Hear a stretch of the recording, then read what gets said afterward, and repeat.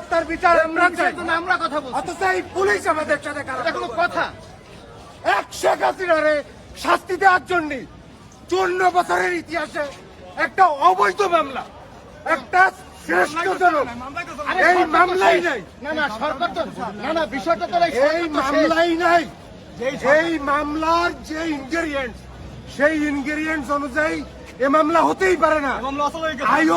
আইও কোন মামলায় আসামি অ্যারেস্ট করেছে? আরো তো আছে এই ফরেনসিক রিপোর্টে যে 244 জন পাওয়া গিয়েছে, তাদের শুধুমাত্র ইনগ্রেডিয়েন্টস হচ্ছে ভিডিও, অন্য কোনো আইপি লিঙ্ক, আইএমই, মেটাডাটা কোনো কিছু নাই।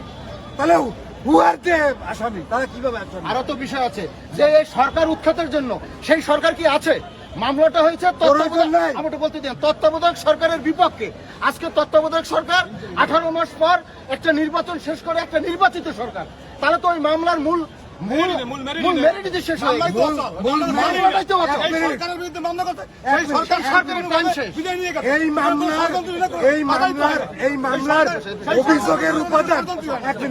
এই মামলার অভিযোগের উপাদান আর ওরই গর্বে ধারা চাইছে রাষ্ট্রদ্রোহী। অভিযোগ হচ্ছে আপনার সাইবার ক্রাইম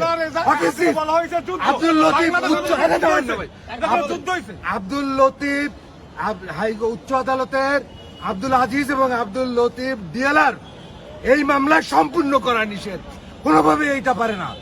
এবং বাদীর অপরাধ প্রমাণ করতে হবে। বাদী কি অপরাধ প্রমাণ করেছে? এখানে বাদীর অপরাধ প্রমাণ করতে হবে। আসামির বিরুদ্ধে যে অভিযোগ, সেটা বাদীর প্রমাণ করতে হবে। বাদী তো এই মামলার বাদীই নাই। এই মামলার বাদী উনি এখন নাই। এই মামলার মূল ইনগ্রেডিয়েন্টস মিস্টেক। আরো তো একটা বিষয় আছে, এই মামলা আর্জিতে যে 121 যে রাষ্ট্রদ্রোহী মামলা, বাংলাদেশের বিরুদ্ধে যুদ্ধ ঘোষণা করতে হবে। কোন আসামি বাংলাদেশের বিরুদ্ধে যুদ্ধ করছে? দেশের মধ্যে কোনো যুদ্ধ উপাদান আছে? যুদ্ধ হয় বহিঃশত্রুর বিরুদ্ধে, অন্য রাষ্ট্রের বিরুদ্ধে। বাংলাদেশের মানুষ বাংলাদেশের মধ্যে ওই কি যুদ্ধ করলো? মামলার মধ্যে নাই। মামলা কার্যত অচল। এই মামলাতে সরকারের বিরুদ্ধে বলা হয়েছে সেই সরকার সুষ্ঠুভাবে একটা নির্বাচন দিয়ে সেই সরকার বাদী কোনো আলামত উদ্ধার করে না। কার্যত অচল, এই মামলা চলে না। বাদী একটা যুদ্ধ বলতে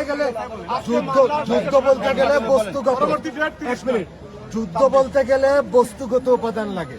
এই 121 ক 124 হচ্ছে সশরীরে যুদ্ধ করা লাগবে। কোন ঊর্ধ্বতন কর্মকর্তা প্রেসিডেন্টকে গায়ে হাত দিতে হবে, টাচ করতে হবে। বাদী এই মামলায় কোনো ইনগ্রেডিয়েন্টস, আলামত উদ্ধার করে নাই। তাহলে কিভাবে এটা প্রমাণ হইল? অপরদিকে যান আপনি, এই একই দরখাস্তের দুটো আইনের মামলা। এটা 54 বছরের ইতিহাসে নাই।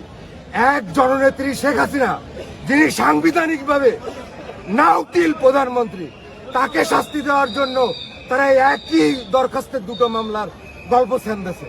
দুটো মামলার গল্প দিয়ে তারপরে তারা সাইবার ক্রাইম আইনে